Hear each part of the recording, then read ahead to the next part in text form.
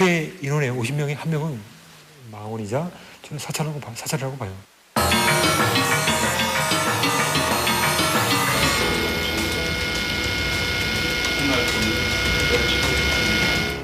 세숫가루에 딱 떠놓고 막 얼굴도 넣고 할래 안 할래?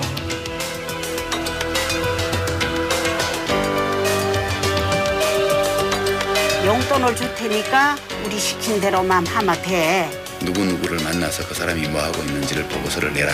이리 가도 죽고 저리 가도 죽습니다. 이왕 죽으려면 떳떳하게 죽어야죠. 처음 잡힐 때 그때 알았죠. 내가 불확실했구나.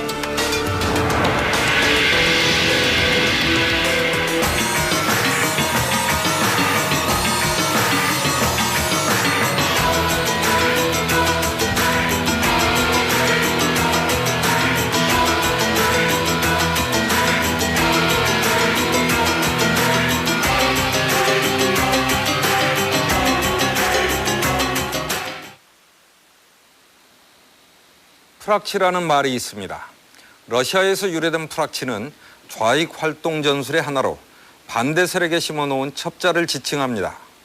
그런데 우리 현대사에서는 이 말이 광범위하게 쓰여왔습니다. 1949년 전국회에서 논란이 됐던 국회 프락치 사건부터 80년대 학원 프락치 사건들까지 프락치는 우리 사회의 실체 없는 피해의식과 불안의 빌미가 되어 왔습니다. 90년대 초 실체 없던 프락치가 스스로 양심선언을 하고 자신이 국가기관에 의해 만들어진 프락치라고 고백한 충격적인 사건이 발생합니다. 1993년 9월 백화점 이화 매장에서 일하던 김은주에게 한 통의 전화가 걸려왔다. 대신 저보고 뭐 이렇게 받아달래요. 처음에는 싫잖아요. 이제 하나 나가야 되니까. 그래서 이제 좀 부정적인 반응을 보였는데도 자꾸 부탁을 하길래 이제 제가 나갔죠 뭐. 베이노라는 인물의 부탁은 일본에서 온 사람에게 자기 대신 물건을 받아달라는 것이었다. 그래서 나갔더니 이 사람이 짐꾸러미를 옆에 있는 거를 저한테 쓱 줘요. 그래서 이게 뭐냐고 이야기하니까 그냥 이렇게 웃으면서 대답을 없어요. 그래서 이상하다. 그래서 이거 베이너 씨 주는 거예요? 그랬더니 이래요. 그러나 짐을 받자마자 김은주는 낯선 남자들에게 붙잡히고 만다. 이날 같은 시간 오빠 김삼석도 연행됐다. 제야에서 반전 평화운동을 하던 인물이었다. 두 사람이 각각 눈이 가려진 채 끌려간 곳은 남산의 안기부 지하실이었다. 막 긴장감이라고 해야 될까 뭔가 얼어 있잖아요 몸이. 그래서 옷을 딱 갈아입고는 이제 서 있었죠. 그랬더니 무릎을 이제 차더라고요. 불법 연행 이후 17일 동안 감금된 채 구타와 고문이 가해졌다. 그들이 원한 건 간첩 자백이었다. 뺨 많이 때리고 또 성적 수치감 뭐 이런 지금 뭐 벗겨볼까 뭐 이런 수치감을 이제 주고 하여튼 그 사람들 손이나 발로 이렇게 많이 맞았어요. 엉덩이든 뭐 앞 여기 이제 연행되고 나서 이제 15일쯤 무슨 자료를 보니까 보도 자료인지 그건 모르겠는데 김삼석, 김은주 남매 간첩 단사건 이 활자체를 봤어요. 우연찮게. 그거 보고서 천근만근 가슴이 철렁 내려앉더라고. 남매 간첩이 구속됐습니다. 국가안전기획부는 오늘 간첩 사건의 증거품 목록으로 제시된 것들 중에는 실제로 북한과 관련된 물건은 베이노라는 인물이 빌려준 것이었다. 검것이 소지한 책자들도 베이노의 부탁이었다. 그러나 당사자 베이노는 사건에서 사라졌다. 질문 내용들을 이렇게 제가 생각해 보면 베이노하고 있었던 데라든지 베이노라는 친구가 이야기했던 사람이라든지 그런 부분들이 내용이 나오잖아요. 그래서 그 친구가 뭔가 이 사람들하고 관계가 있다라는 느낌이 확 들더라고요. 당신들이 지금 묻는 거에 대해서 베이노라는 사람하고 같이 있었다. 저는 이제 그런 식으로 이야기를 했었죠. 근데 해피하더라고요. 근데 그게 너무 눈에 보이게. 베이노, 본명 백흥룡은 불과 사건 1년쯤 전에 알게 된 인물로 이름 없는 영웅들이라는 영화를 각본 감독하고 스스로 주연까지 한 노동자 출신의 영화운동가였다.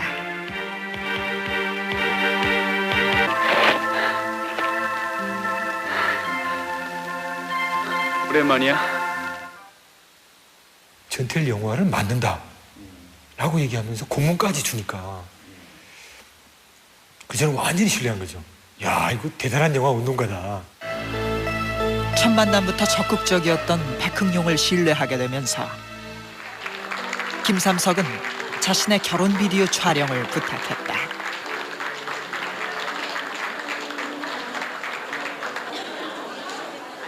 그러나 백흥룡이 찍은 결혼 비디오는 이상했다. 무슨 목적이 있는 듯 결혼식보다 하객들의 얼굴에 관심이 더 많았다. 그래도 당시엔 영화 감독다운 발상이려니 하고 넘어갔는데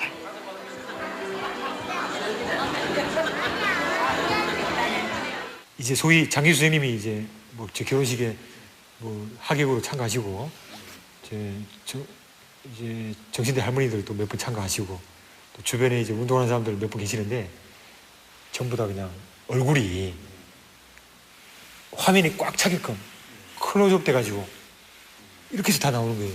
결혼 비디오 테이프가. 이후에도 백흥룡은 일본 한통연의 비디오 번역을 부탁하는 등 영화운동을 빌미로 김삼석, 김은주 남매와의 관계를 자연스럽게 만들어갔다. 지금 돌이켜보니까 좀 자꾸 북한 쪽 이야기를 하더라고요.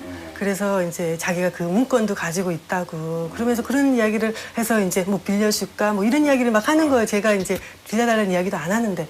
그래서 이제 안기부에 들어가서 보니까 그때 주변에 효부집 주변에 이제 김성훈 가장이라든지 그런 사람들이 한 4-5이 있었더라고요. 그때 지켜봤다라고 이야기를 하면서 뭐 북한 책자 오고 간다더니 그러니까 그 복사물이 뭐 그런 식으로 이야기를 하더라고요. 그래서 이것도 이제 베이노가.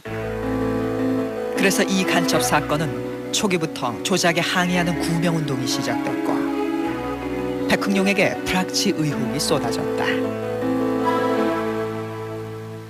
그 수첩에 많은 양을 자리 잡고 있는 베이노의 어떤 그 부분이 그 전화번호 하나 없어요.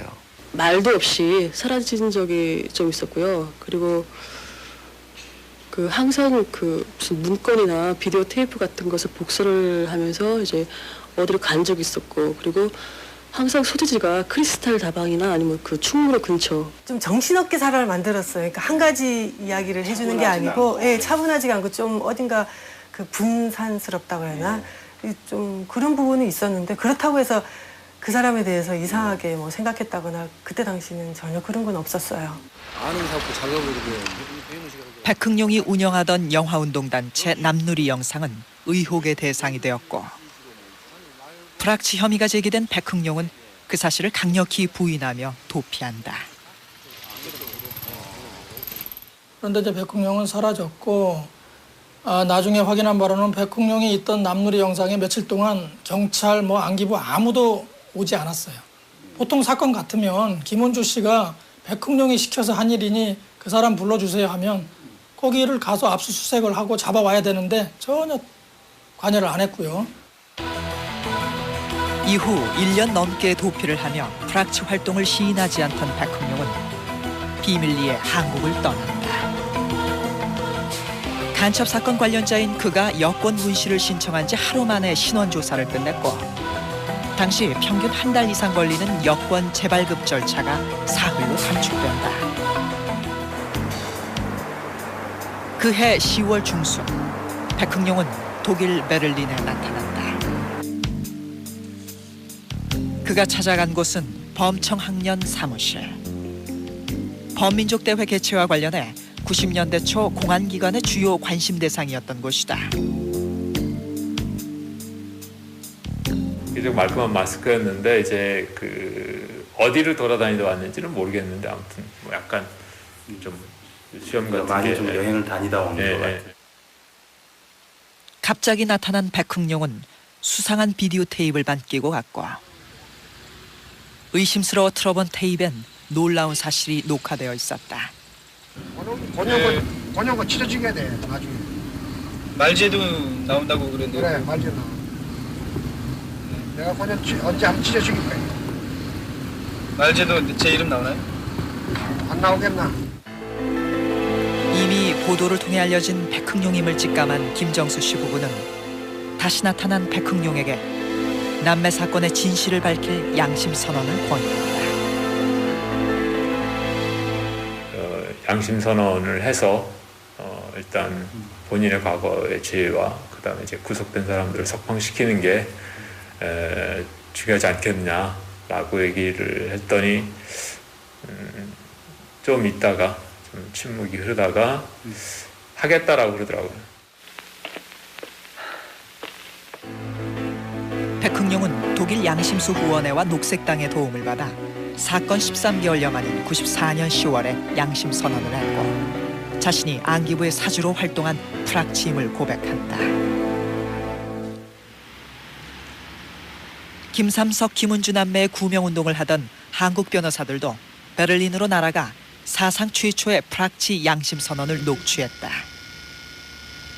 백흥룡은 1992년에 안기부의 협박으로 어쩔 수 없이 프락치가 됐다고 주장했고 간첩 사건 조작을 사주받고 남매에게 접근했음을 밝혔다.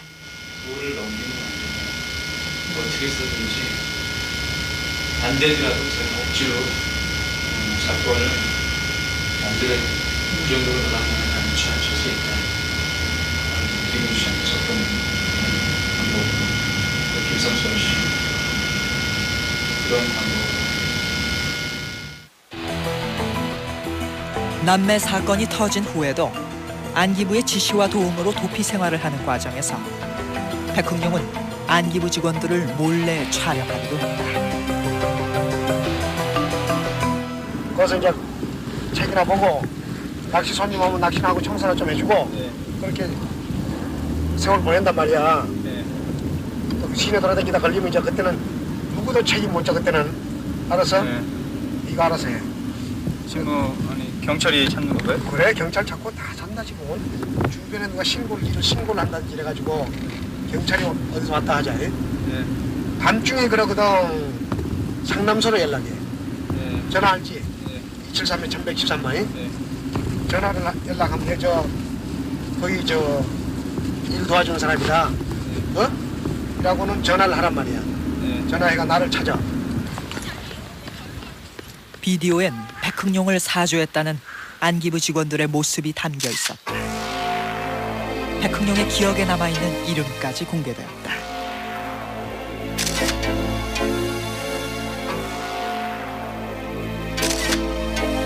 두 사람에 대한 기억은 김은주에게서도 확인된다. 그 두 사람이 저를 수사했던 사람이에요. 아 실제로 예, 보셨어요? 예. 그 두 사람도 직접 폭행에도 가담을 하고 그래서 때리기도 하고 그랬어요. 그 윤도한 그 사람은 안 했고요. 김성원 과장은 때렸어요. 가끔 이제 앉아 있다가 서서 발길질을 하고 또 앉고 뭐 그 수사실 가상 자리에 앉아 있고. 안기부에서는 이 어찌됐든 제일 중요한 물증이 그거였거든요. 안기부 직원들 이 찍혀 있는 그 화면이었단 말이죠. 그러니까 안기부 직원들의 목소리, 얼굴 모습 이런 것들이 담겨 있으니까는 그 부인할래도 부인하기가 힘든.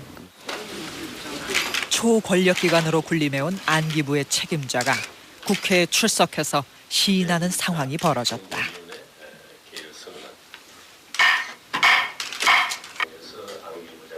당시 국회 정보위원회에 출석했던 유준상 전 의원. 문제를 제기했을 때 당시에 안기부장인 권 부장께서 백흥룡 씨가 안전기획부에 공작원으로 근무했다 하는 걸 시인했습니다. 다만 그 두 남매가 간첩이임에는 틀림이 없다. 약간의 경중의 차이는 있지만 조사하시는 위원 여러분의 노고에 프락치 운용 사실에 대한 최초의 시인이었지만 그 후속 조치는 미흡했다. 국가보안법상 뭐 이렇게 사건을 조작하거나 증거를 조작하거나 그럼 국가보안법상 처벌하게 되어 있거든요. 간첩죄로 조작을 했으면 그 간첩죄를 조작한 사람이 간첩죄와 같은 형량을 받게 처벌하도록 하는 조항이 있어요. 결국은 그 실적 올리기 위해서 이렇게 조작을 한 것이 명백한데 자체적으로 조사해서 국가보안법 위반으로 이 수사관들을 처벌해라 라고 요구를 했는데 그냥 시인만 하고 안기부에서 그냥 묻어버린 거죠. 간첩죄에 대한 재심 청구는 기각되었고 남매는 여전히 간첩이라는 이름을 가슴에 단 채 살고 있다.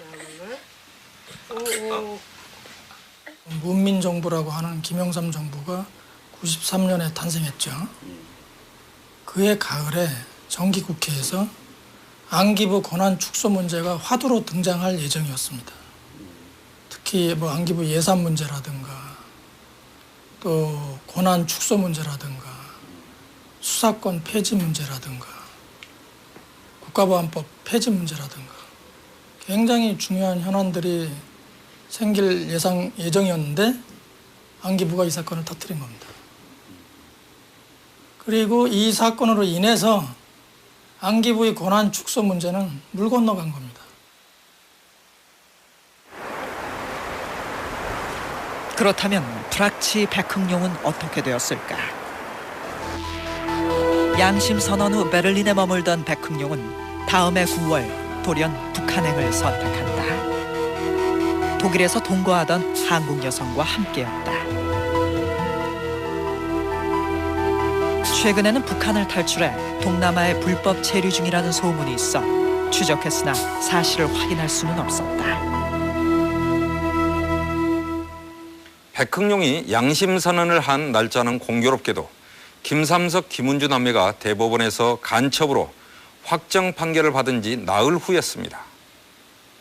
왜 판결이 끝나길 기다린 듯 양심선언을 했을까? 불악치 백흥룡의 행적은 여전히 의혹 속에 있습니다. 그렇다면 백흥룡이 자신을 불악치로 만들었다고 주장한 안기부 수사관들은 어떻게 됐을까요? 우리는 국가정보원에 질의서를 보내 두 수사관의 존재 여부를 물었습니다. 그러나 국정원에서는 두 사람은 실명이나 가명으로도 존재하지 않았고 구체적으로 누구를 거론하는지도 모른다는 답변을 보내왔습니다. 국가기관은 항상 부인해왔지만 불악치는 언제나 정권에 맞서는 사람들 주위를 맴돌고 있었습니다. 우리의 국군 하나라는 것, 코리아 이즈 원이라는 불안한 감성들이 89년 여름은 뜨거웠다. 전대협이 평양 축전에 임수경을 대표로 파견하면서 학생 운동권엔 검거 열풍이 불었고 전대협 간부들은 현상금이 붙은 1급 수배자가 됐다. 당시 임길동이라 불리며 10개월간 경찰의 수배를 따돌렸던 전대협 의장 임종석은 그러나 예기치 못한 곳에서 검거되었다. 제가 더 해야 될 일에 대해서 열심히 생각해 보겠습니다. 우리 학우들에게 열심히 투쟁해 줄 것을 좀 당부드립니다. 경희대에서 KBS와 그 인터뷰를 하기 위해서 오전에 갔다가 그 정보가 유출돼가지고 미리 대기하고 있던 그 대공분실 요원들에 의해서 검거됐습니다. 그러니까 저희가 봤을 때 임종석 씨도 그랬고 그 다음에인 송갑석 씨도 은신처에서 검거됐거든요. 그러니까 그런 것들은 제가 봐서는 전부 다 그 내부에서 정보가 유출돼가지고 도피를 위해서 저희들이 렌트카나 이런 걸 많이 사용을 했었는데 그 당시에 운전할 수 있는 사람을 무작위적으로 학생회 조직에서 발굴을 하다가 그 당시에 최 씨가 선발이 된 걸로 알고 있고요. 그래서 그런 과정에서 아마 불악치 활동을 강요 받은 걸로 알고 있습니다. 자기 하숙집에서 그 관계당국에 보고하는 사항이 있었고, 그거를 이제 옆집에 친구가 그 내용을 우연찮게 듣게 되었고, 그러면서 학생회에 제보가 들어왔었습니다. 학생운동권 주변엔 늘 불악치들이 존재했다. 수배 중 이동을 담당했던 최모 씨의 사례도 그중 하나였다.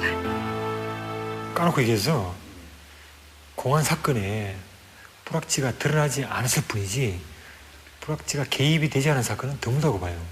집회 장소에 솔직히 그 50분의 1은 사찰이에요. 예, 경찰이거나 아니면은 경찰이 심어놓은 그 정보 협조자거나.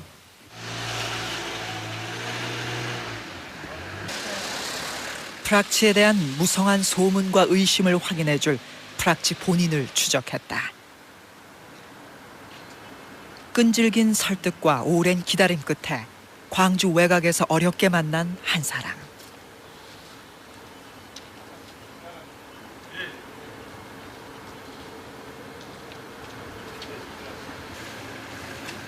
그는 91년 전남대를 시작으로 전국 대학에서 3년간 프락치로 활동했다.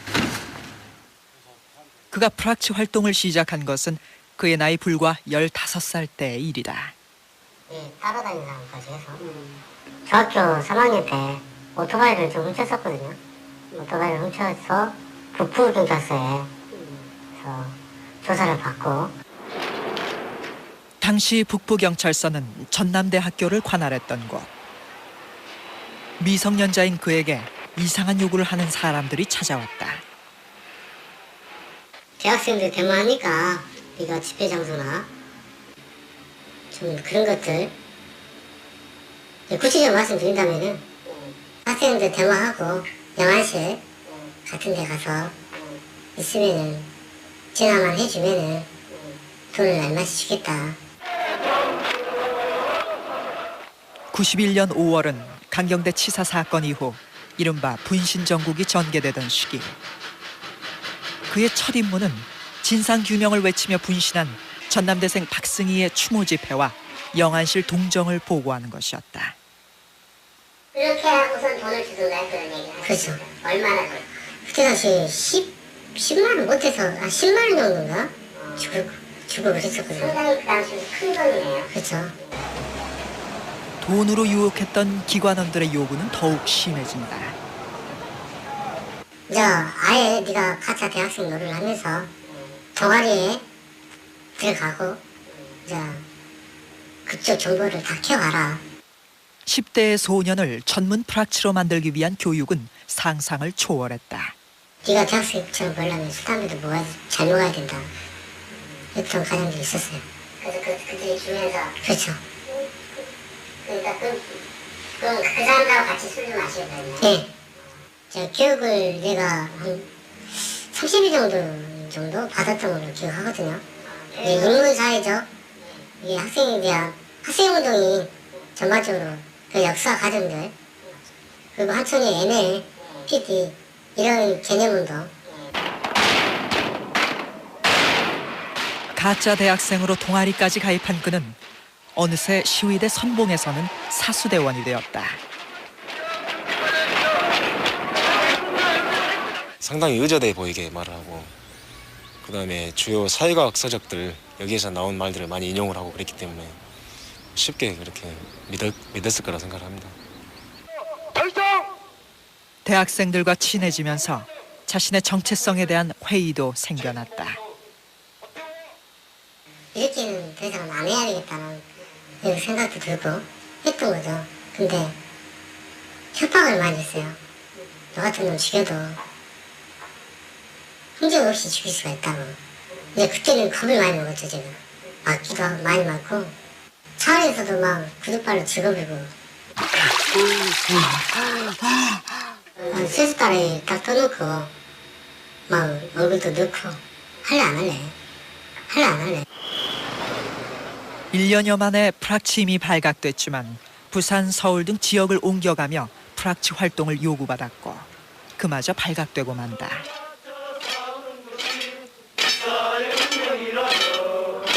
서울 성균관대에서 전남대학교 총학생회로 전화가 왔어요. 그래서 전남대에서 92년도에 프락치 활동을 하다가 발각이 됐던 사람이 우리 성균관대에 들어와가지고 다시 프락치 활동을 하다가 발각이 됐다. 좋은 말로 타이르고 우리가 보호하고 있을 테니까 다시는 이런 일 하지 말라. 그렇게 이야기를 하고 그래서 본인도 그때 알아들었을 거라고 생각을 하거든요. 더 이상 써먹을 게 없습니다. 그동안 모았던 자료들 싹 주라. 테이프라. 아 그렇게는 못하겠더라고요. 아무 날인가. 그건 제가 기억하는데 집을 온 밤을 다 뒤집어지고 있는 물건 싹 갖고 나갔어요. 그 사람들이. 방바닥에다가 칼을 꽂아서 나갔어요. 그 느낌이 지금도 있어요. 당해보지 않은 사람은 말을 못해요. 그걸 성과를 위해서 활용한 사람들은 결코 불확실로 활용했던 그 사람의 이 다음의 삶에 대해서 책임지지 않는다는 겁니다. 그 사람 입장에서 보면 그 불확실을 활용해서 성과를 얻어서 승진했을지는 모르겠지만 이 불확지가 됐던 사람은 스스로가 양심 고백을 하지 않는 이상 자유로울 수가 없는 거죠. 그리고 양심 고백을 한다 해도 그 아픈 기억으로부터는 자유스럽지가 못한 거죠. 네, 그때 그 시절에 들어갔다면 이렇게 그냥 살지는 않았을 거라고 후회를 많이 하죠. 제가 조금만 더 털었으면, 이제 오토바이 안 훔쳤으면, 이런 가정들이 자꾸 생각나면 머리도 아프고 그러니까. 저 술도 많이 마시고 그래요. 불확치로 이용되고 버려진 후 남은 건 방황뿐이었다. 온갖 굳은 일을 전전하던 그는 부인에게조차 자신의 전력을 숨긴 채 살아가고 있다. 불확치 활동이 빈번히 발각되기 시작한 80년대부터 학생 운동권은 극도로 예민해집니다. 운동권 주변에 있으면서 불확치로 의심을 받아보지 않은 사람이 없을 정도로 서로의 신뢰가 무너지는 경험을 합니다. 그렇게 계속된 국가기관의 불확치 공작은 마침내 비극으로 터집니다. 국민들은 무슨 대의와 명분이 사람을 때려서 숨지게까지 할 수 있는지 묻고 있습니다. 80년대 말부터 벌어진 일련의 불확치 5인 구타 사망 사건은 학생운동권을 국민으로부터 멀어지게 하는 계기가 된다. 모든 국민에게 사죄하자. 독재가 계속되던 이 땅에서 학생운동은 민주화의 희망인 동시에 정권의 표적이 되어왔다. 1960년대부터 전개된 학생운동권 탄압은 80년 서울의 봄을 맞아 풀리는 듯했으나 군부 쿠데타로 다시 한번 거세진다. 투철하신 정의감과 과감한 실천력 그리고 강직하시면서도 온정에 넘치는 따사로운 성품을 아울러 지니신 전 대통령 각하께서 신고한다. 신군부에게 학원 통제는 정권 유지의 최우선 과제였다. 민주화의 열망을 짓밟고 학교 안에까지 경찰을 상주시키던 군부는 줄기찬 민주화의 요구로 83년 12월 말 학원 내 경찰을 철수하게 된다. 소위 학원 자율화 조치라는 것이 나면서 전두환 정권이 견디다 못해서 경찰을 학교 밖으로 철수를 시켰죠. 그렇게 되니까 학내 정보를 이제 곧바로 옛날처럼 이렇게 상황 파악을 할 수가 없으니까 사복 경찰관이 몰래 들어오든가 아니면 정보를 수집해서 경찰에 전달하는 사람, 그게 이제 이른바 정보원, 불확치라고 보통 말하는 건데. 불확치를 양산한 말뿐인 학원 자율화 속에 학교는 또 하나의 사찰기관이 된다. 학생처는 조직적인 학내 사찰의 핵심 부서가 되고 학내에서는 정보기관들의 대책회의가 수시로 열렸다. 그러니까 뭐 치안본부나 뭐 안기부나 뭐 이런 쪽도 자기들의 명언을 다 거기다가 파견시켜 놨던 거죠. 서울대만 해도 그 서울대 학생처에 각 곳에서 나온 사람들이 쓰는 사무실이 다 배치가 돼 있었어요. 당시 광범위하게 이루어진 학내 사찰을 보여주는 증거를 발굴했다. 1980년대 서울대에서 자행된 방대한 학생운동 사찰 기록. 학생운동 조직에 대한 기본 자료와 분석은 물론 교내 집회와 학생 동향을 시간대별로 보고하고 있으며 이 모든 사찰 활동이 학내 지휘 체계를 따라 이루어졌음을 증명하는 학생처장의 결재가 선명하다.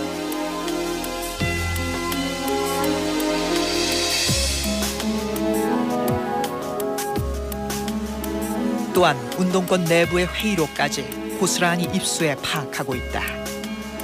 내부에 협조자가 없다면 도저히 불가능한 일이다.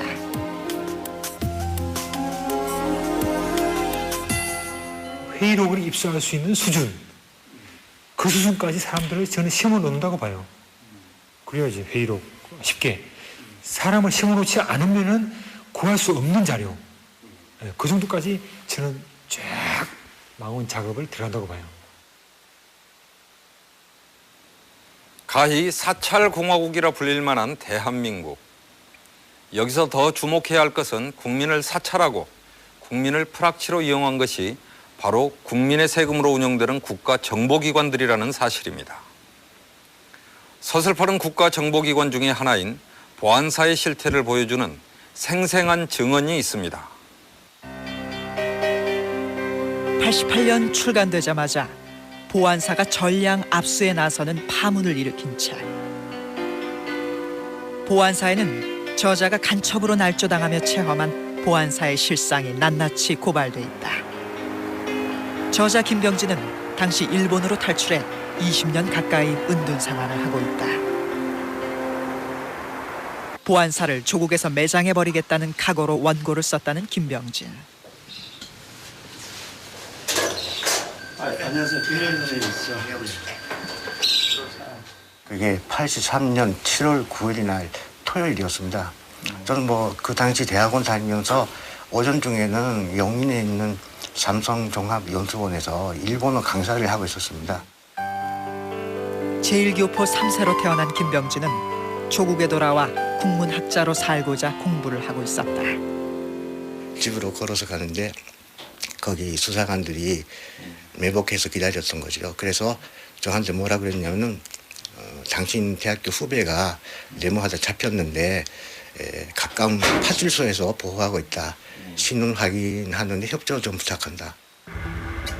그러나 끌려간 곳은 보안사의 서빙고 분실. 그는 이미 간첩이 돼 있었다.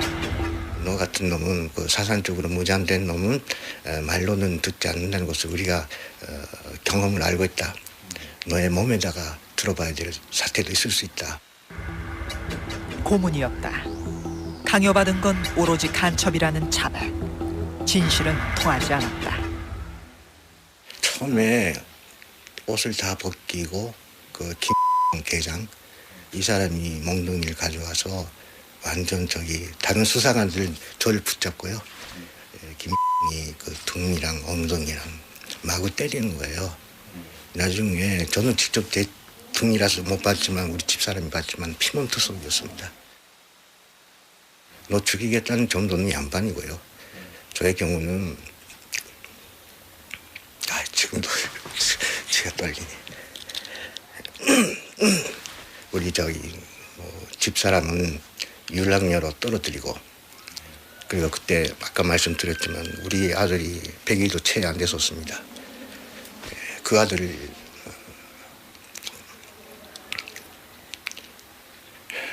잠깐만요.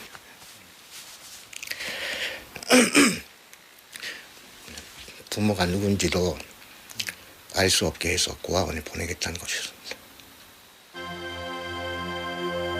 결국 고문과 협박은 학자를 꿈꾸던 한 젊은 가장을 간첩으로 만든다.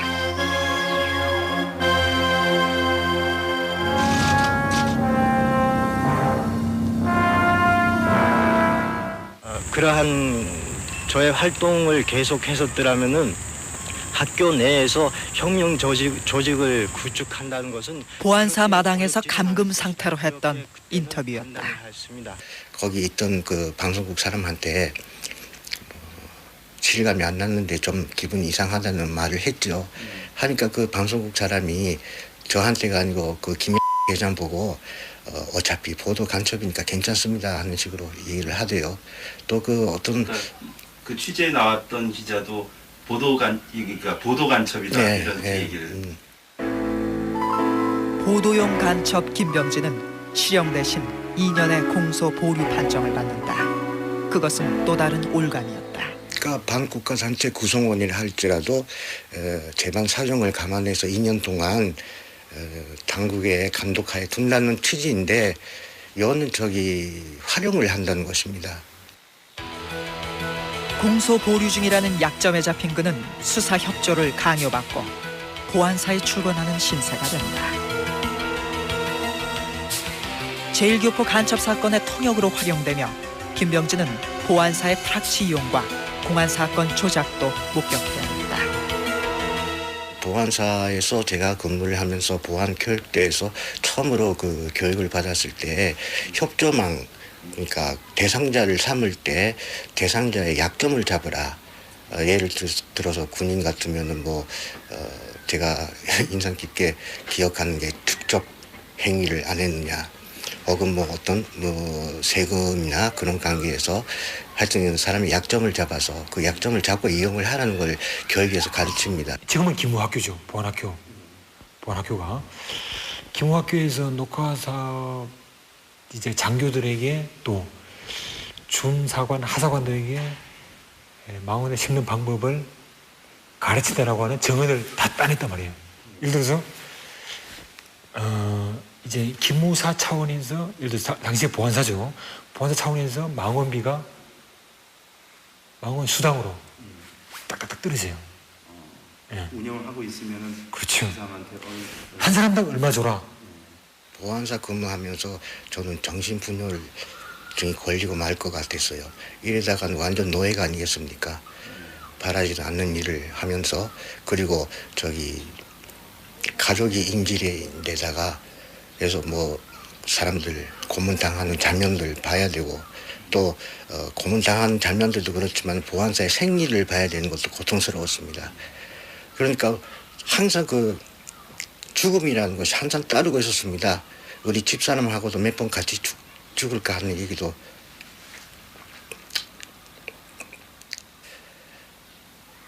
이래도 죽고 저래도 죽는다면은 죽은 다음에 우리 자식들한테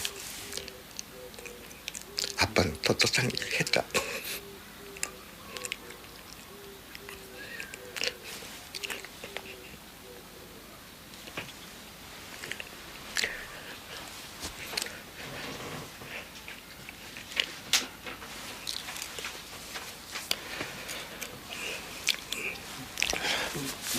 남겨줄 수 있는 건 그런 것밖에 없었습니다. 그래서 죽을 각오로 보안사에서의 인연을 고발했고, 입국을 금지당해 15년간 한국 땅은 밟지도 못한 채 숨죽이고 살았다.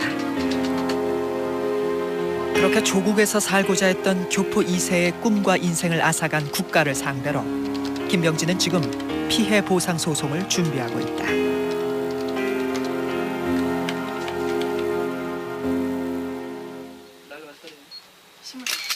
1990년 윤석양 이병의 양심 선언으로 보안사는 또다시 전 국민을 놀라게 한다.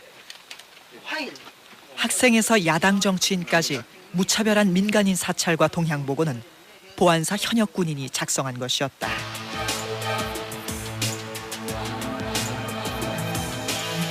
군 정보기관이 개인의 모든 정보를 파 사찰하고 있음은 물론 성격 및 성향까지 규정하고 있는 상황은 당혹스러움을 넘어 국가 권력에 대한 공포감을 느끼게 한다.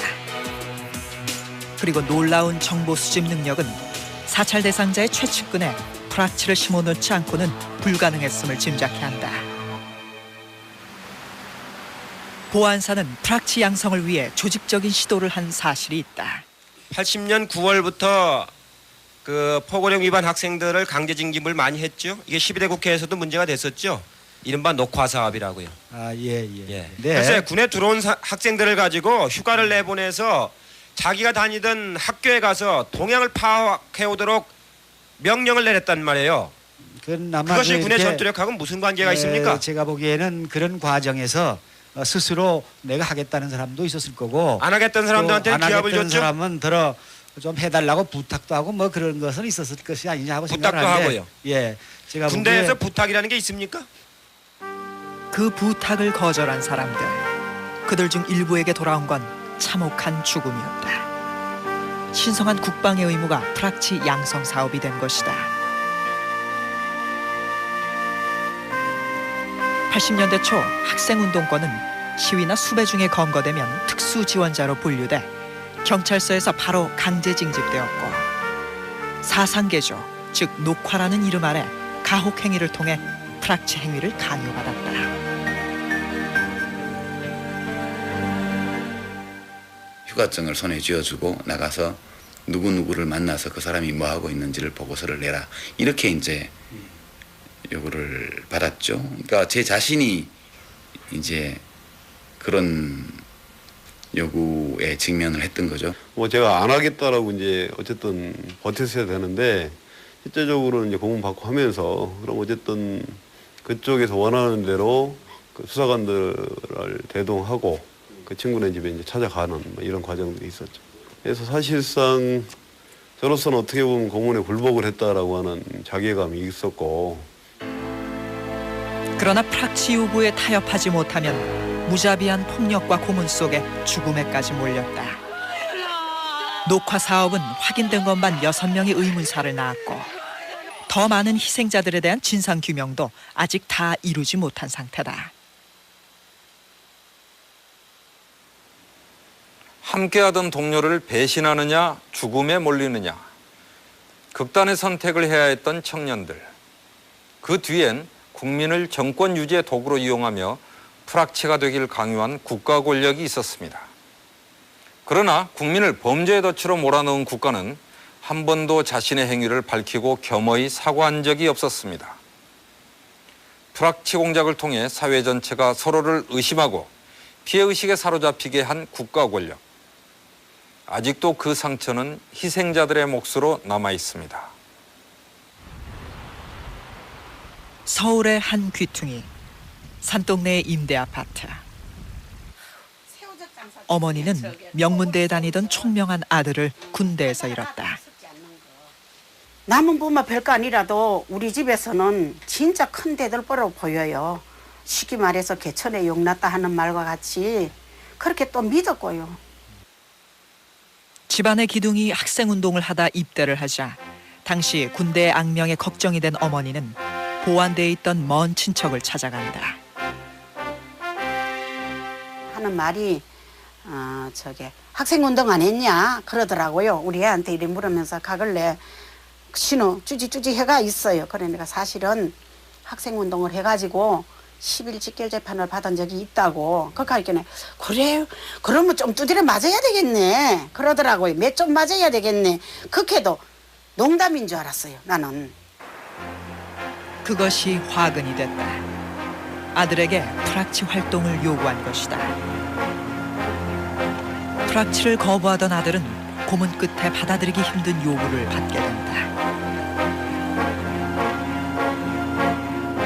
김용건 씨가 좀 다른 병사와 좀 다르게 주기적으로 외출하는 케이스가 있었어요. 주중에. 그래서 왜 나가는가 또 그런 부분 좀 저도 의아한 부분이 있었는데 제가 들은 기억은 학교에 갔다는 거죠. 학교에 가서 어떤 그 보안사나 그런 데서 요구한 어떤 활동을 했거나 그것을 뭐 보고하거나 하는 부분에서 잘 안 됐거나 이런 부분에서 아마 좀 그런 고통을 육체적인 고통을 좀 받지 않았나 그런. 그러나 육체적 고통보다 더한 고통이 있었다. 굉장히 괴로웠던 부분인데 가서 이제 후배들 선배들을 만나면 자신을 피한다는 거예요. 옛날에는 아주 친했던 선배 후배들인데 왜 학교를 왔는지를 그 사람들이 짐작하거나 알 수 있는 상황이 그러다 보니까 그분을 이제 외면하고 피하던 부분에서 인간적으로 굉장히 고통을 받았던 거로 기억나요. 함께 했던 동료들의 의심을 받아야 했던 아들의 정신은 황폐해진다. 우울증으로 돼 있어 그 차트에. 한데 통합변호 보내미시나 정신분열증이라고 더 많이 해가 보낸 거예요. 그러니까 거기도 가니까 신경분열증이니까 약을 막 많이 먹이긴 하는 오줌도 못 누고 막 이랬던가 봐요. 춤을 질질 흘리고. 전에는 굉장히 당당하고 뭐 리드할 수 있거든 그런 뭐 무섭기도 하고 그런 사람이었는데 사람이 좀 약해진 거죠. 그래서 굉장히 좀 저는 제가 오히려 우려했던 부분은 사람이 서서히 이제 좀 무너지는 걸 봤었거든요. 그리고 어느 날 아들이 내무반에서 목을 맸다는 소식을 들었다. 잘생긴 얼굴이었네요. 아주. 내 보기만 잘생긴 줄 알았더니 내가 보기에는 이 세상에서 제일 내 새끼가 잘생긴 거.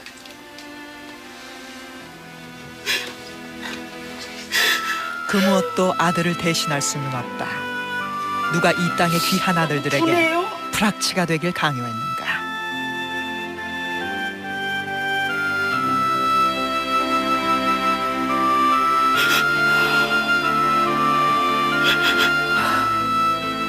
내가 너무 못 견뎌서 그렇게 자꾸 위안을 하려고 거서 하늘에도 민주화를 해야 되니까 필요하니까 데리고 갔겠지. 지금 큰일을 하고 있을 것이다. 그렇게 위안을 해요. 너무 답답했어.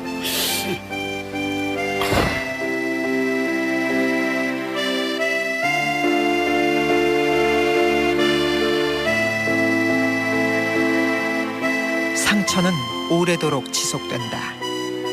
무고한 국민들을 피해자로 만든 프락치 공작.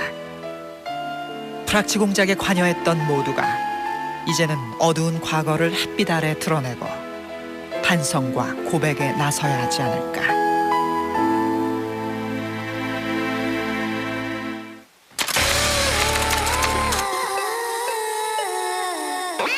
画期的な兵器を開発しろというふうに命じてですね。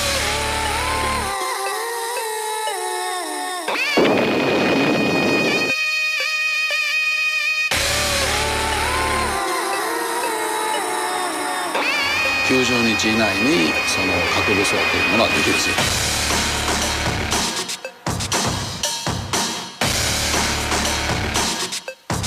I have devoted pursuit of peace.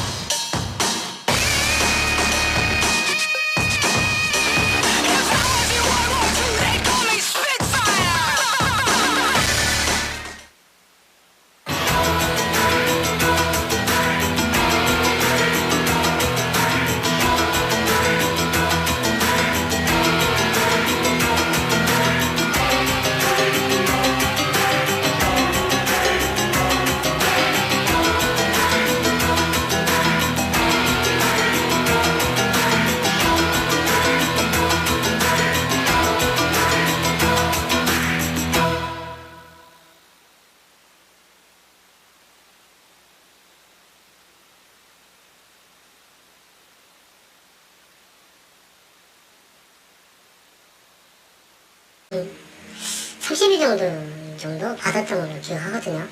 인문사회적 학생에 대한 학생운동이 전반적으로 그 역사 과정들 그리고 하천의 ML, PD 이런 개념운동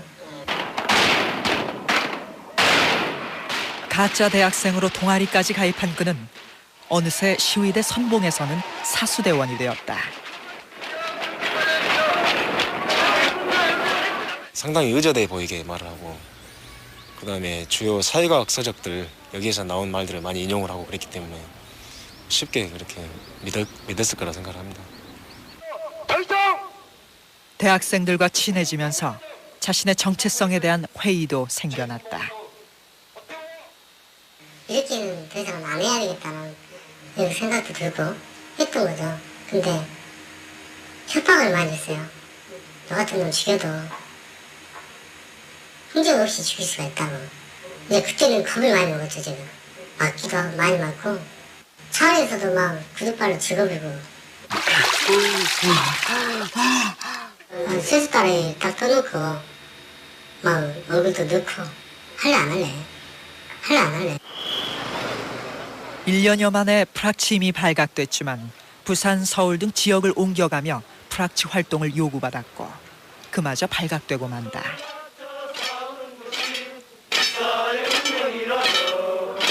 서울 성균관대에서 전남대학교 총학생회로 전화가 왔어요. 그래서 전남대에서 92년도에 프락치 활동을 하다가 발각이 됐던 사람이 우리 성균관대에 들어와가지고 다시 프락치 활동을 하다가 발각이 됐다. 좋은 말로 타이르고 우리가 보호가 있을 테니까 다시는 이런 일 하지 말라. 그렇게 이야기를 하고 그래서 본인도 그때 알아들었을 거라고 생각을 하거든요. 더 이상은 써먹을 데가 없습니다. 그동안 모았던 자료들 싹 주라, 테프라. 난 그렇게는 못하겠더라고요. 다음 날인가. 그건 제가 기억하는데 집을 온 방을 다 뒤집어지고 있는 물건 싹 갖고 나갔어요. 그 사람이. 방바닥에다가 칼을 꽂아서 나갔어요.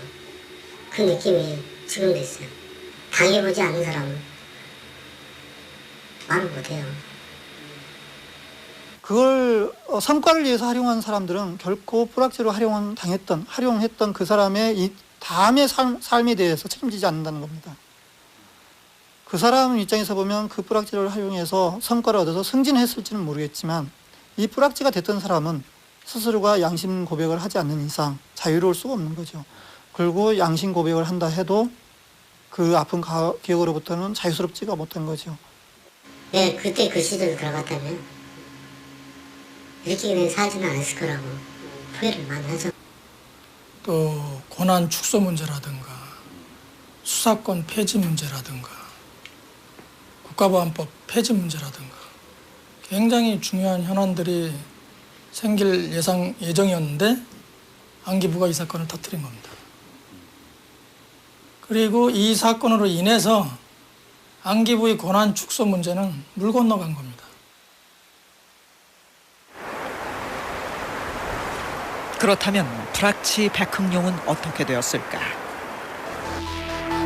양심 선언 후 베를린에 머물던 백흥룡은 다음해 9월 돌연 북한행을 선택한다. 독일에서 동거하던 한국 여성과 함께였다. 최근에는 북한을 탈출해 동남아에 불법 체류 중이라는 소문이 있어 추적했으나 사실을 확인할 수는 없었다. 백흥룡이 양심 선언을 한 날짜는 공교롭게도 김삼석, 김은주 남매가 대법원에서 간첩으로 확정 판결을 받은 지 나흘 후였습니다. 왜 판결이 끝나길 기다린 듯 양심 선언을 했을까? 불악치 백흥룡의 행적은 여전히 의혹 속에 있습니다. 그렇다면 백흥룡이 자신을 불악치로 만들었다고 주장한 안기부 수사관들은 어떻게 됐을까요? 우리는 국가정보원에 질의서를 보내 두 수사관의 존재 여부를 물었습니다. 그러나 국정원에서는 두 사람은 실명이나 가명으로도 존재하지 않았고 구체적으로 누구를 거론하는지도 모른다는 답변을 보내왔습니다. 국가기관은 항상 부인해왔지만 불악치는 언제나 정권에 맞서는 사람들 주위를 맴돌고 있었습니다. 우리의 종군 하나라는 것, 코리아 이즈 원이라는 불안한 성분이 89년 여름은 뜨거웠다. 전대협이 평양 축전에 임수경을 대표로 파견하면서 학생 운동권엔 검거 열풍이 불었고 전대협 간부들은 현상금이 붙은 1급 수배자가 됐다. 당시 임길동이라 불리며 10개월간 경찰의 수배를 따돌렸던 전대협 의장 임종석은 그러나 예기치 못한 곳에서 검거되었다. 제가 더 해야 될 일에 대해서 열심히 생각해 보겠습니다. 우리 학우들에게 열심히 투쟁해 줄 것을 좀 당부드립니다. 경희대에서 KBS와 그 인터뷰를 하기 위해서 오전에 갔다가 그 정보가 유출돼가지고 미리 대기하고 있던 그 대공분실 요원들에 의해서 검거됐습니다. 그러니까 저희가 봤을 때 임종석 씨도 그랬고 그 다음에인 송갑석 씨도 은신처에서 검거됐거든요. 그러니까 그런 것들은 제가 봐서는 전부 다 그 내부에서 당시 임길동이라 불리며 10개월간 경찰의 수배를 따돌렸던 전대협 의장 임종석은 그러나 예기치 못한 곳에서 검거되었다. 제가 더 해야 될 일에 대해서 열심히 생각해 보겠습니다. 우리 학우들에게 열심히 투쟁해 줄 것을 좀 당부드립니다. 경희대에서 KBS와 그 인터뷰를 하기 위해서 오전에 갔다가 그 정보가 유출돼가지고 미리 대기하고 있던 그 대공분실 요원들에 의해서 검거됐습니다.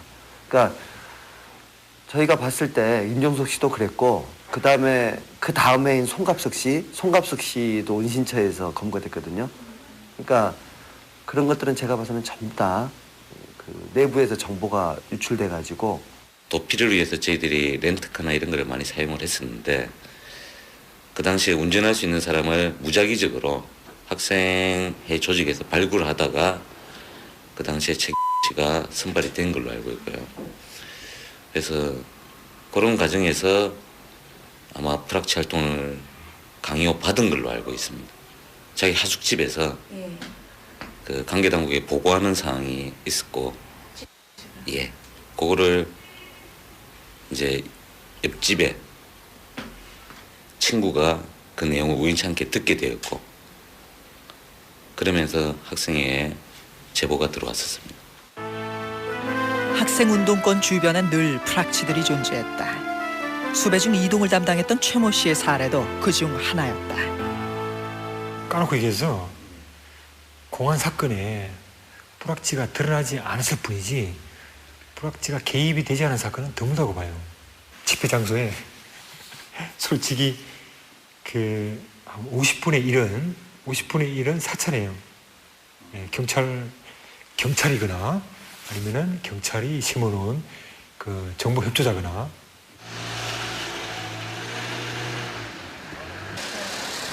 프락치에 대한 무성한 소문과 의심을 확인해줄 프락치 본인을 추적했다.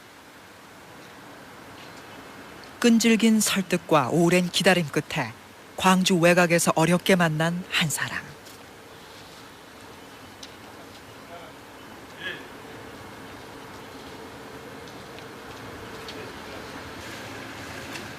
그는 91년 전남대를 시작으로 전국 대학에서 3년간 프락치로 활동했다.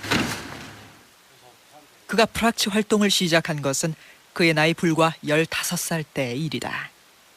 따라다니는 사람까지 해서 중학교 3학년 때 오토바이를 좀 훔쳤었거든요. 오토바이를 훔쳐서 북부경찰서에 조사를 받고, 보안사를 조국에서 매장해버리겠다는 각오로 원고를 썼다는 김병진. 안녕하세요. 김병진에 있어. 그게 83년 7월 9일 날 토요일이었습니다. 저는 그 당시 대학원 다니면서 오전 중에는 영인에 있는 삼성종합연수원에서 일본어 강사를 하고 있었습니다. 제1교포 3세로 태어난 김병진은 조국에 돌아와 국문학자로 살고자 공부를 하고 있었다. 집으로 걸어서 가는데 거기 수사관들이 매복해서 기다렸던 거죠. 그래서 저한테 뭐라 그랬냐면은 당신 대학교 후배가 데모하다 잡혔는데 가까운 파출소에서 보호하고 있다. 신원 확인하는데 협조 좀 부탁한다. 그러나 끌려간 곳은 보안사의 서빙고 분실. 그는 이미 간첩이 돼 있었다. 너 같은 놈은 사산적으로 무장된 놈은 말로는 듣지 않는다는 것을 우리가 경험을 알고 있다. 너의 몸에다가 들어봐야 될 사태도 있을 수 있다. 고문이었다. 강요받은 건 오로지 간첩이라는 자백. 진실은 통하지 않았다. 처음에 옷을 다 벗기고 김 계장 이 사람이 몽둥이를 가져와서 완전 다른 수사관들 저를 붙잡고요. 김이 등이랑 엉덩이랑 마구 때리는 거예요. 나중에 저는 직접 제 등이라서 못 봤지만 우리 집사람이 봤지만 피몸투성이었습니다. 너 죽이겠다는 정도는 양반이고요. 저의 경우는 지금도 제가 떨리네. 우리 집사람은 윤락녀로 떨어뜨리고, 그리고 그때 아까 말씀드렸지만 우리 아들이 100일도 채 안 됐었습니다. 그 아들을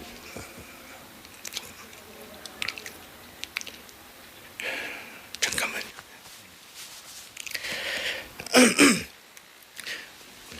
부모가 누군지도 알 수 없게 해서 고아원에 보내겠다는 것이었습니다. 결국 고문과 협박은 학자를 꿈꾸던 한 젊은 가장을 간첩으로 만든다.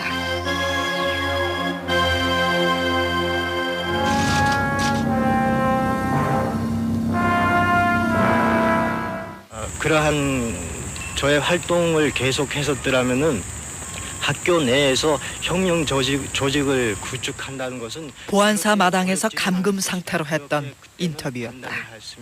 거기 있던 방송국 사람한테 그러더라고요. 우리 애한테 이래 물으면서 가글래 신호 쭈지쭈지 해가 있어요. 그러니까 사실은 학생운동을 해가지고 10일 직결 재판을 받은 적이 있다고. 그러니까 그래 그러면 좀 두드려 맞아야 되겠네 그러더라고요. 몇 점 맞아야 되겠네. 그렇게도 농담인 줄 알았어요 나는. 그것이 화근이 됐다. 아들에게 프락치 활동을 요구한 것이다. 프락치를 거부하던 아들은 고문 끝에 받아들이기 힘든 요구를 받게 된다. 김용건 씨가 좀 다른 병사와 좀 다르게 좀 주기적으로 외출하는 케이스가 있었어요, 주중에. 그래서 왜 나가는가 또 그런 부분 좀 저도 의아한 부분이 있었는데 제가 들은 기억은 학교에 갔다는 거죠. 학교에 가서 어떤 그 보안사나 그런 데서 요구한 어떤 활동을 했거나 그것을 뭐 보고하거나 하는 부분에서 잘 안 됐거나 이런 부분에서 아마 좀 그런 고통을 육체적인 고통을 좀 받지 않았나 그런. 그러나 육체적 고통보다 더한 고통이 있었다. 굉장히 괴로워했던 부분인데 가서 이제 후배들 선배들을 만나면 자신을 피한다는 거예요.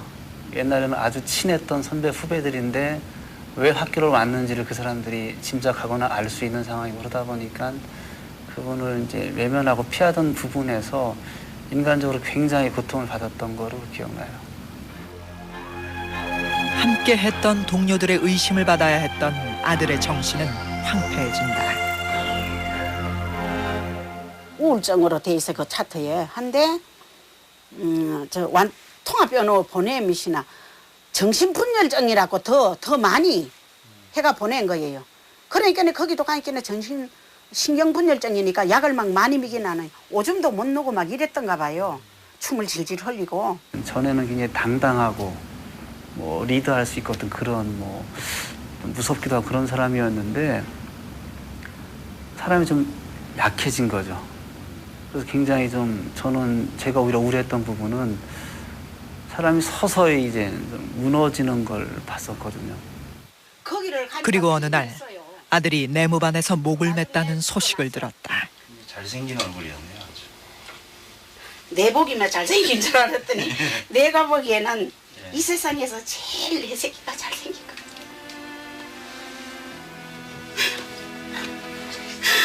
그 무엇도 아들을 대신할 수는 없다. 누가 이 땅의 귀한 아들들에게 프락치가 되길 강요했는가.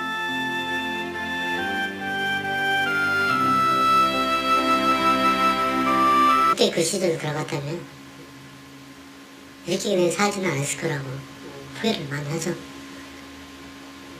제가 조금만 더 털었으면, 이제 오토바이 안 훔쳤으면, 이런 가정들이 자꾸 생각나면 머리도 아프고 그러니까 술도 많이 마시고 그래요.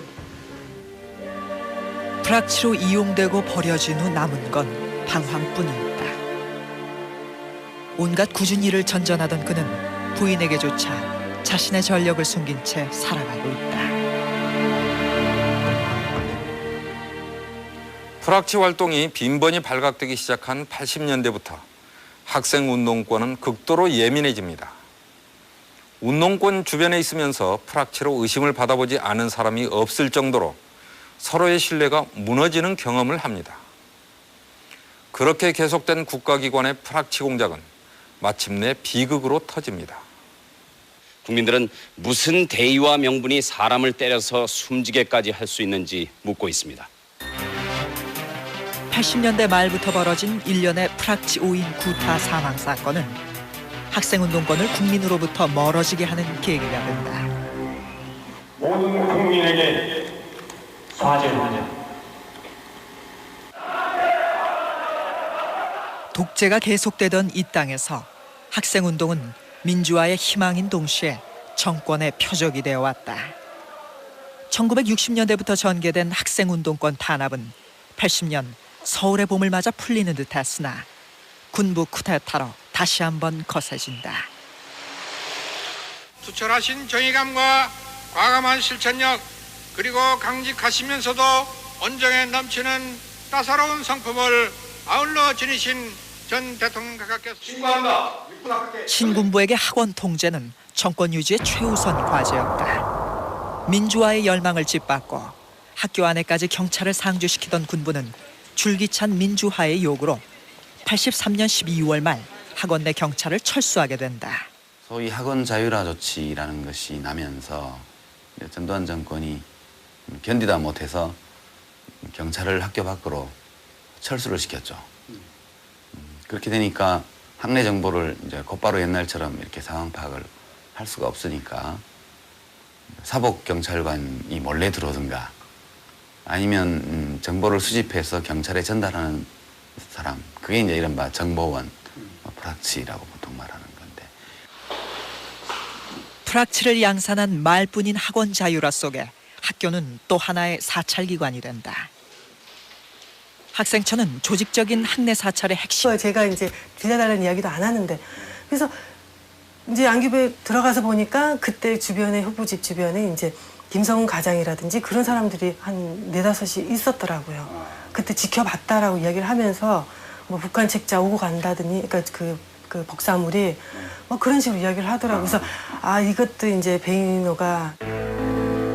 그래서 이 간첩 사건은 초기부터 조작에 항의하는 구명운동이 시작됐고 백흥룡에게 프락치 의혹이 쏟아졌다.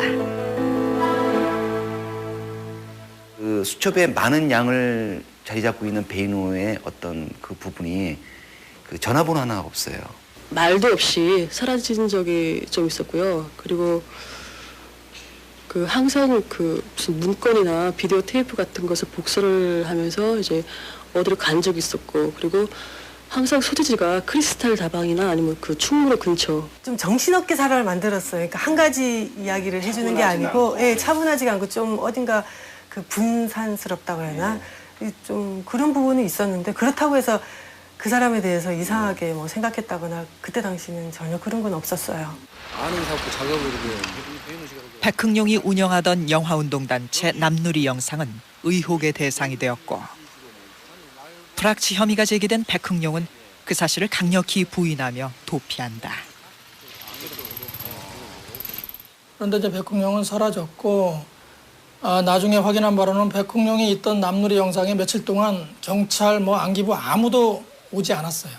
보통 사건 같으면 김원주 씨가 백흥룡이 시켜서 한 일이니 그 사람 불러주세요 하면 거기를 가서 압수수색을 하고 잡아와야 되는데 전혀 관여를 안 했고요. 이후 1년 넘게 도피를 하며 프락치 활동을 시인하지 않던 백흥룡은 비밀리에 한국을 떠난다. 간첩 사건 관련자인 그가 여권 문시를 신청한 지 하루 만에 신원 조사를 끝냈고 당시 평균 한 달 이상 걸리는 여권 재발급 절차가 사흘로 단축된다. 그해 10월 중순 백흥룡은 독일 베를린에 나타난다. 그가 찾아간 곳은 범청학년 사무실. 범민족대회 개최와 관련해 90년대 초 공안기관의 주요 관심 대상이었던 곳이다. 비교적 말끔한 마스크였는데 이제 그 어디를 돌아다니다 왔는지는 모르겠는데 아무튼 뭐 약간 좀 시험 같은 많이 게 좀 여행을 다니다 온 것 같아요. 갑자기 나타난 백흥룡은 수상한 비디오 테이프를 반끼고 갔고 의심스러워 틀어본 테이프엔 놀라운 사실이 녹화되어 있었다. 교육에서 가르칩니다. 지금은 기무학교죠. 보안학교가 기무학교에서 녹화사업 이제 장교들에게 또 준사관, 하사관들에게 망원에 심는 방법을 가르치다라고 하는 정언을 다 따냈단 말이에요. 예를 들어서 이제 기무사 차원에서 예를 들어서 당시에 보안사죠. 보안사 차원에서 망원비가 망원 수당으로 딱딱딱 떨어져요. 운영을 하고 있으면은 그렇죠. 사람한테 한 사람당 얼마 줘라. 보안사 근무하면서 저는 정신분열증이 걸리고 말 것 같았어요. 이러다가는 완전 노예가 아니겠습니까? 바라지도 않는 일을 하면서 그리고 가족이 인질인데다가 그래서 뭐 사람들 고문당하는 장면들 봐야 되고 또 고문당하는 장면들도 그렇지만 보안사의 생리를 봐야 되는 것도 고통스러웠습니다. 그러니까 항상 그 죽음이라는 것이 항상 따르고 있었습니다. 우리 집사람하고도 몇 번 같이 죽을까 하는 얘기도.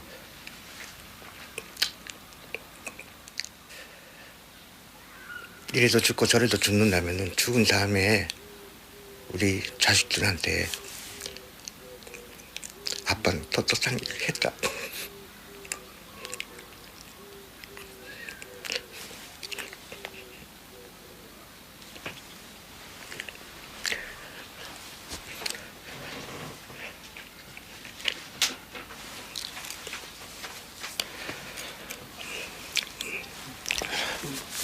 남겨줄 수 있는 건 그런 것밖에 없었습니다. 그래서 죽을 각오로 보안사에서의 인연을 고발했고 입국을 금지당해 15년간 한국 땅은 밟지도 못한 채 숨죽이고 살았다. 그렇게 조국에서 살고자 했던 교포 2세의 꿈과 인생을 앗아간 국가를 상대로 김병진은 지금 피해 보상 소송을 준비하고 있다.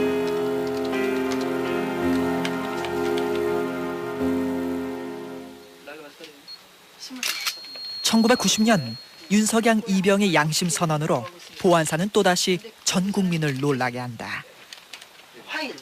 학생에서 야당 정치인까지 무차별한 민간인 사찰과 동향보고는 보안사 현역 군인이 작성한 것이었다.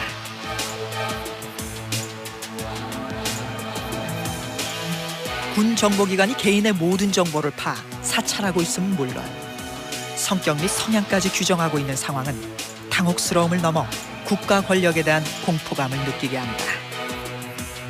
그리고 놀라운 정보 수집 능력은 사찰 대상자의 최측근에 여기서 더 주목해야 할 것은 국민을 사찰하고 국민을 프락치로 이용한 것이 바로 국민의 세금으로 운영되는 국가 정보기관들이라는 사실입니다. 서슬퍼른 국가 정보기관 중에 하나인 보안사의 실태를 보여주는 생생한 증언이 있습니다. 88년 출간되자마자 보안사가 전량 압수에 나서는 파문을 일으킨 책. 보안사에는 저자가 간첩으로 날조당하며 체험한 보안사의 실상이 낱낱이 고발돼 있다. 저자 김병진은 당시 일본으로 탈출해 20년 가까이 은둔 생활을 하고 있다. 보안사를 조국에서 매장해버리겠다는 각오로 원고를 썼다는 김병진. 안녕하세요. 김병진 선생님이시죠? 그게 83년 7월 9일 날 토요일이었습니다. 저는 그 당시 대학원 다니면서 오전 중에는 영인에 있는 삼성종합연수원에서 일본어 강사를 하고 있었습니다. 제1교포 3세로 태어난 김병진은 조국에 돌아와 국문학자로 살고자 공부를 하고 있었다. 집으로 걸어서 가는데 거기 수사관들이 매복해서 기다렸던 거죠. 그래서 저한테 뭐라 그랬냐면은 당신 대학교 후배가 네모하다 잡혔는데 가까운 파출소에서 보호하고 있다. 신원 확인하는데 협조 좀 부탁한다. 그러나 끌려간 곳은 보안사의 서빙고 분실. 그는 이미 간첩이 돼 있었다. 너 같은 놈은 사산적으로 무장된 놈은 말로는 듣지 않는다는 것을 우리가 경험을 알고 있다. 너의 몸에다가 들어봐야 될 사태도 있을 수 있다. 고문이었다. 강요받은 건 오로지 간첩이라는 자백. 진실은 통하지 않았다. 처음에 옷을 다 벗기고 김 계장 이 사람이 몽둥이를 가져와서 완전 다른 수사관들 저를 붙잡고요. 김이 등이랑 엉덩이랑 마구 때리는 거예요. 나중에 저는 직접 제 등이라서 못 봤지만 우리 집사람이 봤지만 피문투성이었습니다. 너 죽이겠다는 정도는 양반이고요. 저의 경우는 지금도 제가 떨리네. 우리 집사람은 윤락녀로 떨어뜨리고 그리고 그때 아까 말씀드렸지만 우리 아들이 100일도 채 안 됐었습니다. 그 아들을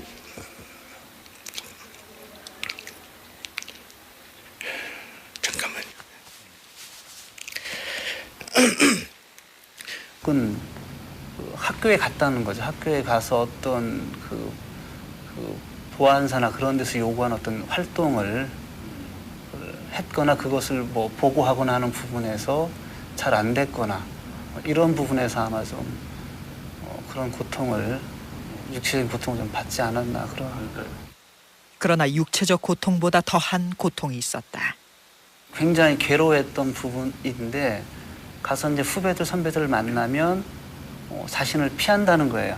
옛날에는 아주 친했던 선배 후배들인데 왜 학교를 왔는지를 그 사람들이 짐작하거나 알 수 있는 상황이고 그러다 보니까 그분을 이제 외면하고 피하던 부분에서 인간적으로 굉장히 고통을 받았던 거로 기억나요. 함께 했던 동료들의 의심을 받아야 했던 아들의 정신은 황폐해진다. 우울증으로 돼 있어 그 차트에. 한데 통합변호 보내미시나 정신분열증이라고 더 많이 해가 보낸 거예요. 그러니까 거기도 가니까 신경분열증이니까 약을 막 많이 먹이는 나는 오줌도 못 누고 막 이랬던가 봐요. 춤을 질질 흘리고. 전에는 굉장히 당당하고 뭐 리드할 수 있거든 그런 뭐 좀 무섭기도 하고 그런 사람이었는데 사람이 좀 약해진 거죠. 그래서 굉장히 좀 저는 제가 오히려 우려했던 부분은 사람이 서서히 이제 좀 무너지는 걸 봤었거든요. 그리고 어느 날 아들이 내무반에서 목을 맸다는 소식을 들었다. 잘생긴 얼굴이었네요. 아주. 내 보기만 잘생긴 줄 알았더니 내가 보기에는 이 세상에서 제일 내 새끼가 잘생긴 것 같아.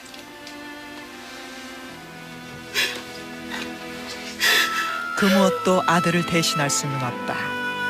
누가 이 땅의 귀한 아들들에게 프락치가 되길 강요했는가.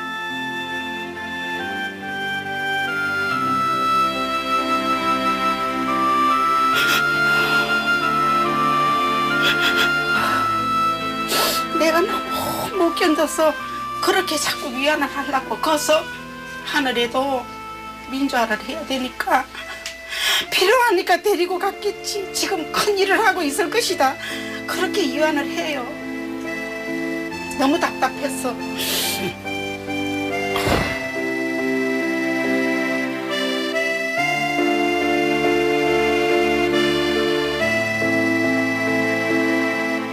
상처는 오래도록 지속된다. 무고한 국민들을 피해자로 만든 프락치 공작. 프락치 공작에 관여했던 모두가 이제는 어두운 과거를 햇빛 아래 드러내고 반성과 고백에 나서야 하지 않을까.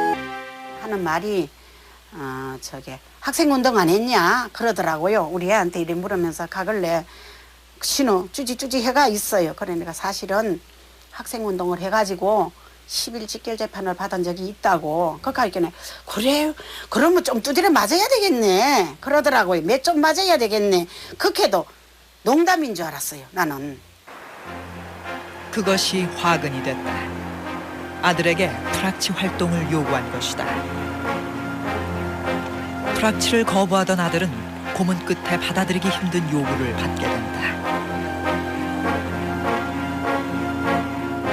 김용건 씨가 좀 다른 병사와 좀 다르게 주기적으로 외출하는 케이스가 있었어요. 주중에. 그래서 왜 나가는가 또 그런 부분 좀 저도 의아한 부분이 있었는데 제가 들은 기억은 학교에 갔다는 거죠. 학교에 가서 어떤 그 보안사나 그런 데서 요구한 어떤 활동을 했거나 그것을 뭐 보고하거나 하는 부분에서 잘 안 됐거나 이런 부분에서 아마 좀 그런 고통을, 육체적인 고통을 좀 받지 않았나 그런.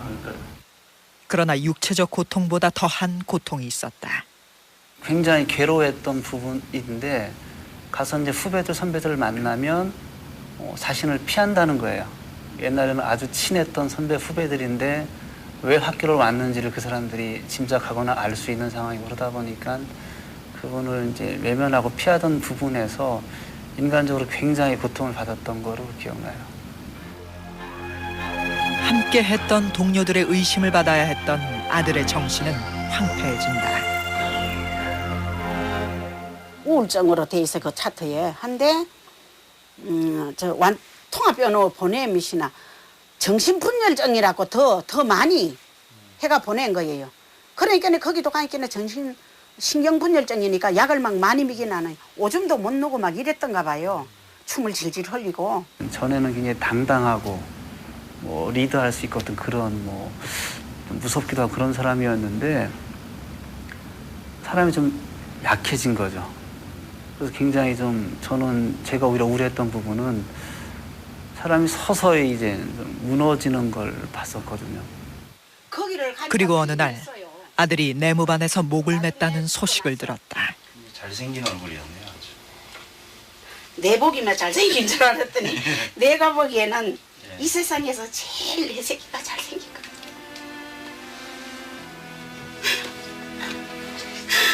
그 무엇도 아들을 대신할 수는 없다. 누가 이 땅의 귀한 아들들에게 불확치가 되길 강요했는가.